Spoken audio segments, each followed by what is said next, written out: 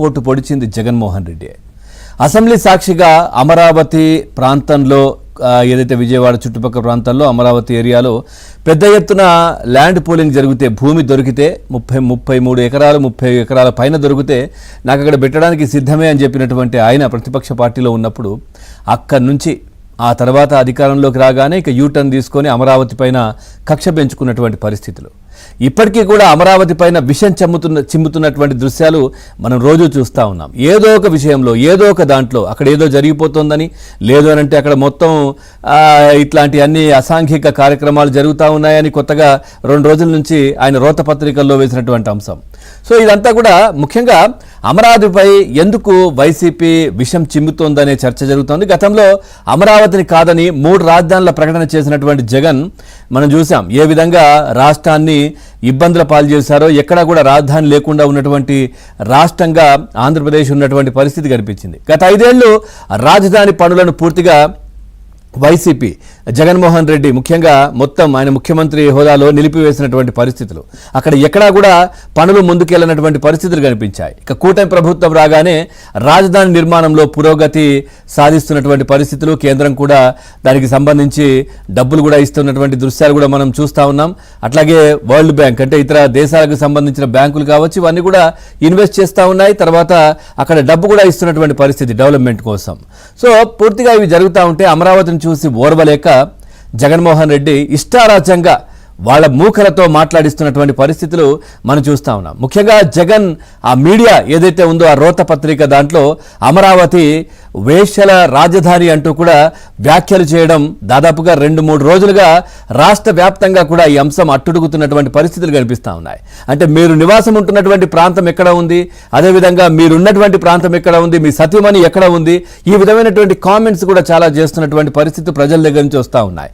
ఎందుకు ఈ విధంగా మాట్లాడుతున్నారంటూ కూడా ప్రజలు ముఖ్యంగా అమరావతి ప్రాంత రైతులు ఆగ్రహావేశాలు వ్యక్తం చేస్తున్న పరిస్థితులు. మరోసారి ఇప్పుడు ఏదైతే ఆ కృష్ణంరాజు జర్నలిస్ట్ అని చెప్పి ముసుగులో ఉన్నటువంటి వ్యక్తి ఆయన కుట్రను మరోసారి బయట పెట్టుకున్నటువంటి పరిస్థితి. అంటే ఇంత జరిగినాక కూడా పశ్చాత్తాపం అని లేకుండా ఆ అమరావతి పైన మళ్ళీ ఏదో ఒక యూట్యూబ్ ఛానల్ ద్వారా ఆయన అజ్ఞాతంలో ఉండి వీడియోలు రిలీజ్ చేయిస్తూ ఉన్నారు.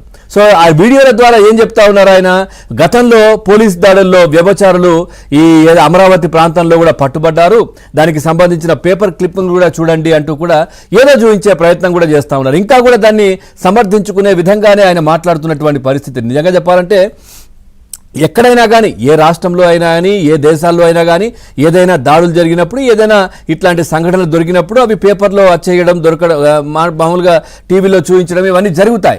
అట్లా అని చెప్పేసి ఆ ప్రాంతం మొత్తం అదే అని ఎట్లా చెప్తారు? మనం చూస్తూ ఉన్నాం. ఏ ప్రాంతమైనా సరే ఇప్పుడు హైదరాబాద్లో చాలా ప్రాంతాల్లో కూడా ఇట్లాంటివి ఏదైనా కనిపించినప్పుడు వార్త వచ్చినప్పుడు దాడులు జరగడం కావచ్చు, ఇట్లాంటివి జరిగాయి, ఇంతమందిని పట్టుకున్నారు, జరిగింది అని చెప్తారు. అంత మాత్రాన మొత్తం ఆ ప్రాంతాన్ని దాని కిందికి తీసుకుని రారు కదా. మరి ఇంకా కూడా దాన్ని కూడా సమర్థించుకునే ప్రయత్నం ఆ జర్నలిస్ట్ ముసుగులో ఆ కృష్ణంరాజు చేస్తున్నటువంటి పరిస్థితి కనిపిస్తా ఉన్నాయి. ఎనలిస్ట్ ముసుగులో ఇక పూర్తిగా ప్రాంతంలో మాత్రమే అక్కడే జరుగుతున్నట్టుగా ఆయన పూర్తిగా చూపించే ప్రయత్నం మళ్ళీ చేస్తూ ఉన్నారు. ఇక కృష్ణంరాజు అజ్ఞాతంలో ఉంటూనే ఇట్లాంటి వీడియోలన్నీ కూడా రిలీజ్ చేస్తూ ఉన్నారు. ఆయన కోసం కూడా పోలీసులు సెర్చ్ చేస్తున్నటువంటి పరిస్థితి, చాలా ప్రాంతాల్లో కూడా గాలిస్తున్నటువంటి పరిస్థితులు కూడా కనిపిస్తూ ఉన్నాయి. ఇక పోలీస్ బృందాలు కూడా ఏర్పడి హైదరాబాద్ కావచ్చు, విజయవాడ కావచ్చు, ఈ ప్రాంతాల్లో ఆయన ఎక్కడున్నారనే దానికి సంబంధించి ఆరాధిస్తున్నటువంటి పరిస్థితులు. తాజాగా అమరావతి మహిళలపై ఇటు ఎవరు ఆయన మన సజ్జల కూడా మళ్ళీ నోరు పారేసుకున్నటువంటి పరిస్థితి. నిజంగా చెప్పాలంటే పూర్తిగా అంటే వాళ్ళు చెప్తా ఉంటారు మహిళలంటే మాకు చాలా గౌరవం, మహిళలకు మేము అత్యంత ప్రాధాన్యత ఇస్తాం, ఇవన్నీ కూడా హడావిడి చేసే ప్రయత్నం చేస్తారు జగన్మోహన్ రెడ్డి దగ్గర నుంచి ఆ పార్టీలో ఎవరున్నా కానీ. ఇప్పుడు సజ్జలు కూడా మళ్ళీ గతంలో అదే మాట చెప్పినటువంటి పరిస్థితులు, కానీ ఇప్పుడు మళ్ళీ ఆయన కూడా వచ్చేసి ఈ అమరావతి ప్రాంతంలో పిశాచాలు, రాక్షసులు, సంకర జాతి అంటూ కూడా అసభ్యకరంగా మాట్లాడారు. అంటే మనం చూసాం కొద్దిమంది ఇది ఎప్పటి నుంచో వస్తున్నదే. అంటే ఏదైనా ఫోటోలు ఉంటే ఆ ఫోటోలు ఎవరైతే ఇబ్బంది పెట్టే మాటలు మాట్లాడినటువంటి వ్యక్తి ఫోటోలను చెప్పులతో కొట్టడమో, లేదంటే ఆ ఫోటోలకు బొమ్మలాగా ఏర్పాటు చేసి గాడిదల పైన ఊరేగించడమో, లేదంటే ఏదైతే దిష్టి బొమ్మల దహనమో ఇట్లాంటివి జరుగుతూ ఉంటాయి. ఎప్పటి నుంచో జరుగుతున్నటువంటి పరిస్థితి. అవన్నీ ఏదైనప్పటికీ కూడా అభ్యంతరకరమా, ఏదైనప్పటికీ కూడా అట్లాంటివి చేస్తూ ఉంటారు. సో ఆ విధంగానే అమరావతి మహిళలు వాళ్ళ ఇబ్బందులు, వాళ్ళకు కలిగిన బాధను మహిళలను ఆ విధంగా ఫోటోలు పెట్టుకొని వాటిని చెప్పులతో కొట్టినటువంటి అంశాన్ని తీసుకొని సజ్జల మాట్లాడుతున్నటువంటి మాటలు అంటే వాళ్ళందరూ కూడా పిశాచాలు, రాక్షసులు, సంకర జాతి అంటూ కూడా చాలా అసభ్యంగా మాట్లాడుతూ ఉన్నారు. ఒక్కసారి ఏం మాట్లాడారు ఒక్కసారి చూపిద్దాం. మీ కడుపు మంటంతా ఒక తప్పుడు దీన్ని చేసుకొని మీ అక్కసంతా అసహ్యకరమైన రీతిలో ఫోటోలు తెచ్చి బయట వేసి చెప్పులతో కొట్టడాలు, అసలు దానిమాట పిశాచారం కూడా ఇట్లా చేయమో, రాక్షసుడు అనలేదు. ఇదంతా సంకర ఇది ఉన్నట్టుంది. ఇవన్నీ కలిస్తే తయారైన తెగ ఏదో ఒకటి ఉన్నట్టుంది. ఆ తెగ పూలుకుంటే మాత్రమే ఇట్లా చేయగలదు. దాంట్లో ఏంటంటే ఇంకా ఘోరము బాధ కలిగింది, భయం వేసేది ఏంటంటే ఈ తెగ అనార్గనైజ్గా లేదు, ఆర్గనైజ్ అయింది,